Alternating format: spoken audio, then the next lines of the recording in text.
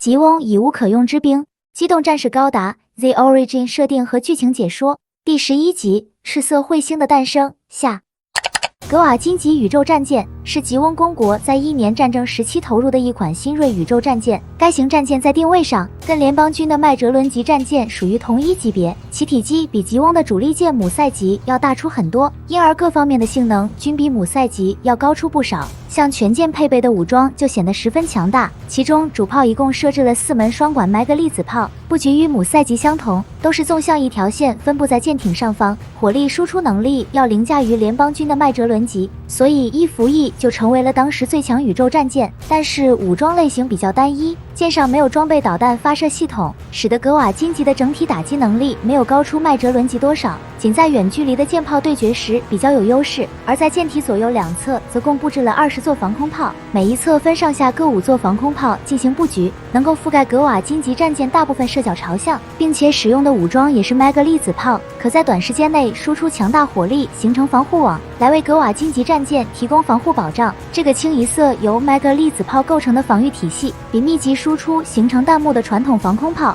防护能力要高出一个水平。倘若这20座麦格粒子防空炮进行集火攻击，其产生的强大火力输出也会对战舰之类的大型目标构成巨大威胁。在携带 MS 数量方面，格瓦金级超越了7倍级，直接登顶，一共可以携带20架机动战士执行作战任务。凭借这个指标，使得格瓦金级的战斗力一跃成为了远超麦哲伦级的存在。不过这样也让格瓦金级的造价变得相当高昂，建造成本大幅度的攀升，使得数量极其有限，让吉翁只能将格瓦金级作为旗舰使用。于是第1艘格瓦金级战舰就成为了吉翁光王使用的旗舰，并命名了十分高大上的德金大帝号。其内部的装修程度可谓极其豪华，还特意留出了一块巨大的空间来作为最高规格的作战会议中心使用。为了给人庄重且威严的氛围，设置了很长的走廊来连接这个作战会议中心，这样在走进会议中心时，感觉就如同进入教堂的大堂一般，不得不使人始终要保持着一股敬畏之心。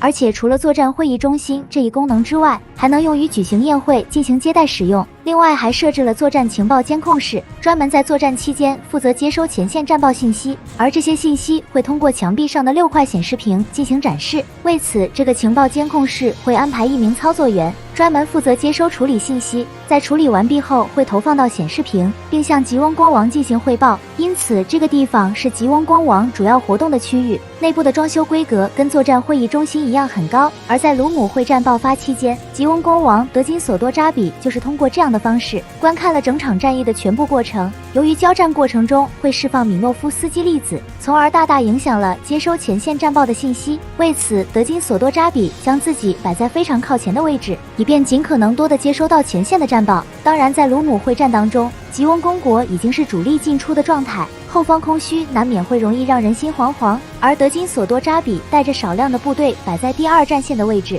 也是在起着稳定军心的作用。只要他所处的地方不被突破，从前方战场到后方本土就不会陷入到慌乱当中。不过他这一个举措也让自己遭受到了巨大风险，也就是在多兹鲁扎比率领吉翁主力舰队进行转进，向联邦军舰队主力方向奔赴的时候，使联邦军的先头部队提安姆舰队得以长驱直入。没多久之后，德金索多扎比就暴露在了联邦军提安姆舰队的面前，但好在多兹鲁扎比的转进战略取得了成功，及时将联邦军舰队主力全部歼灭，让联邦军先头部队提安姆舰队在敌情不明的情况下放弃进攻吉翁本土，选择了撤退，使得处在第2战线上德金索德扎比逃过一劫。最终这场卢姆会战吉翁公国大获全胜，并且还成功俘虏了联邦军最高指挥官雷比尔中将。正当德金索多扎比以此作为筹码跟联邦进行谈判，来促成吉翁独立变成既定事实的时候，以基连扎比为首的主战派企图仰仗国内主战巨大声量的浪潮，继续战争扩大战果。于是德金索多扎比不得不前往监狱争取雷比尔，以便之后跟联邦谈判达成和谈条件，结束战争。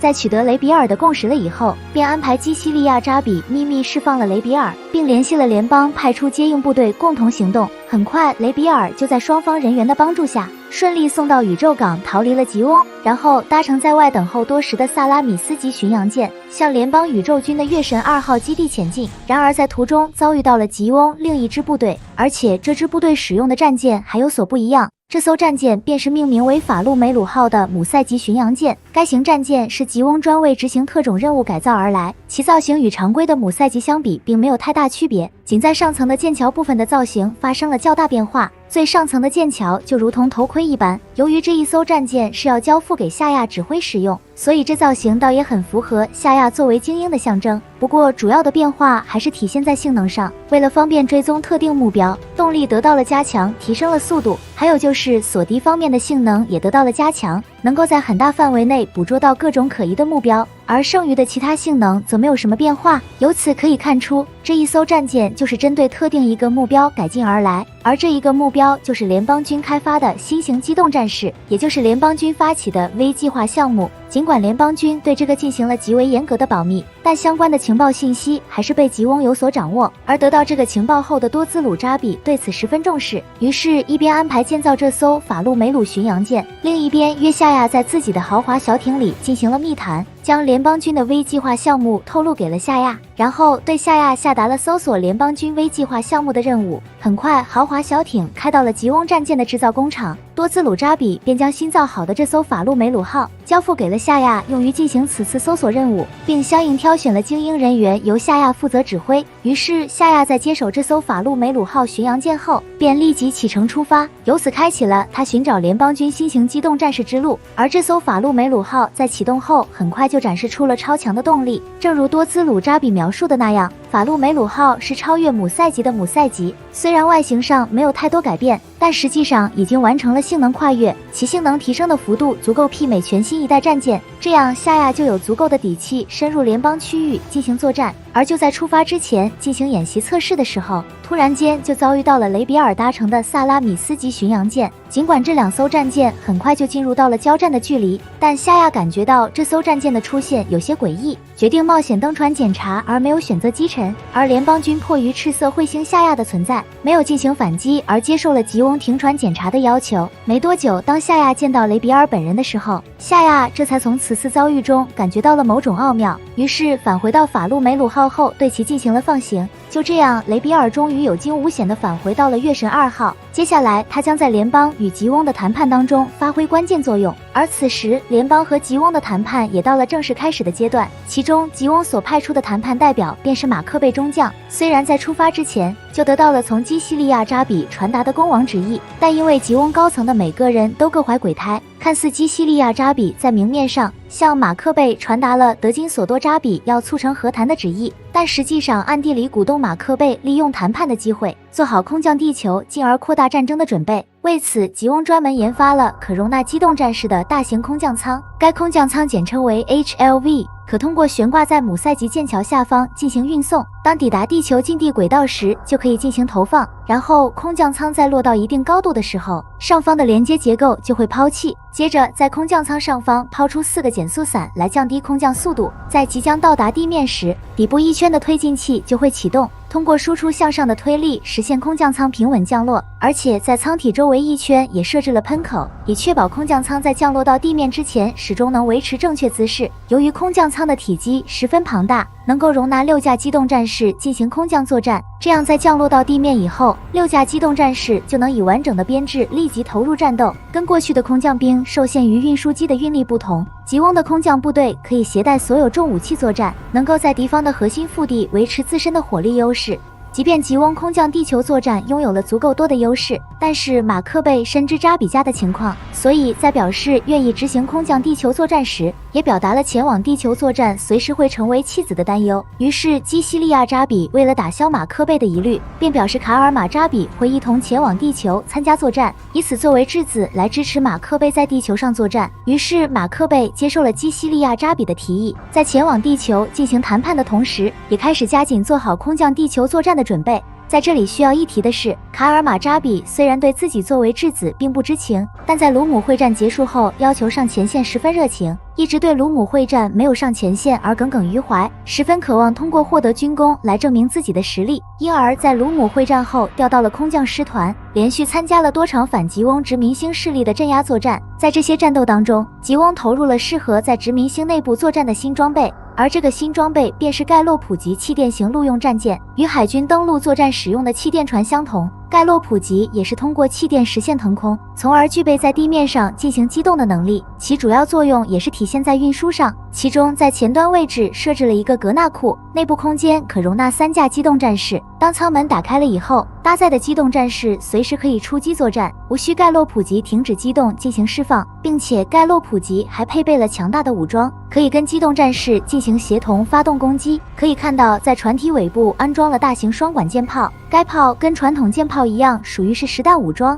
其炮管的口径很大，能为机动战士提供强大的火力支援。在舱门位置还设置了2座防空炮，用于进行防卫。该防空炮在必要时可以放平，用于对陆攻击，火力输出十分凶猛，任何钢筋混凝土之类的掩体都很难抵挡。尽管盖洛普级的武装偏少，显得比较单薄，但使用模式与姆塞级轻型巡洋舰一样，自身跟3架 MS 组成的小队才是完整的作战单位。因此，在盖洛普级的顶部有一个突出的部分，这个部分便是观察用的瞭望台，方便指挥官观察周围环境，指挥 MS 作战，并且在瞭望台上和周围设置有大型天线，尽可能在复杂战场环境下确保通讯顺畅，以此保持团队间的协同作战效率。所以，即使在殖民星内复杂环境里进行巷战，吉翁依旧能对反抗吉翁的武装力量形成碾压之势。而卡尔马扎比就是这样搭乘盖洛普级，在卢姆共和国境内进行了多场战斗。为了方便进行区分，他搭乘的盖洛普级使用的是橙色涂装，并带有吉翁标识，